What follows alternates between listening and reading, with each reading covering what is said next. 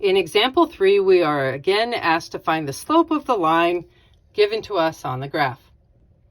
From the introduction, we discussed trying to determine if a slope was going to be positive or negative. And we showed that with a story where we said there was a man, he's always standing on the left side of the line as the story begins, and he proceeds down the path, across the path that the line is given to us. So we see here, and we also said in the story that jokingly, he dies, he follows his path. This path is pointing upward, going left to right. And as you go upward, you go up towards heaven. This is going to be a positive slope. All right. Now, we also said in the introduction that if you have to find the numerical value of a slope, look at your 2 clean points. So we see these 2 points were actually given to us, which is helpful as we begin this process. And when they are given to us, we need to, or if we have to find them, we're looking for points that are in the corner. They are clean points. As right here, this is not in the corner of anything. It is not a clean point. That one is in the corner. We could have used it, but they gave us 2 points. This one is not in the corner. It's not clean, but this one is in the corner. It is clean. All right, so we have found 2 clean points. They were given to us. The second step was to build a right triangle. And truth be told, you can build it above the line or below the line. It does not matter. From here, we have to show our rise and our run.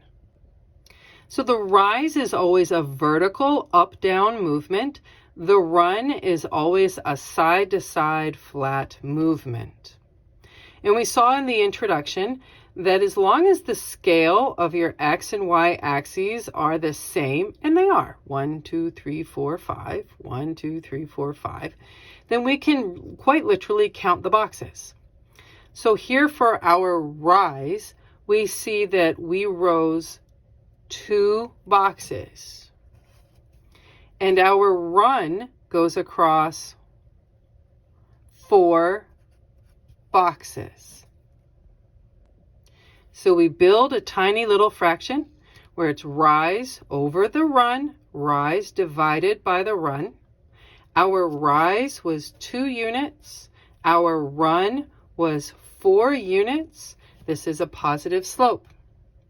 And then either using your division skills or using a calculator, you reduce this and find that 2 divided by 4 is 1/2.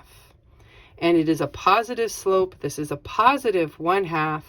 And here is your answer of 1/2. Now this does bring up a pretty good point here for just a quick moment. If possible, reduce the fraction. So we have our fraction of our slope as 2/4. And if you can reduce it, you need to reduce it. If you cannot reduce it, then you're done. But if you can, you need to. So our slope, it would not be a finalized answer to say the slope is 2/4. No, the slope is 1/2. You need to reduce it. And there you go.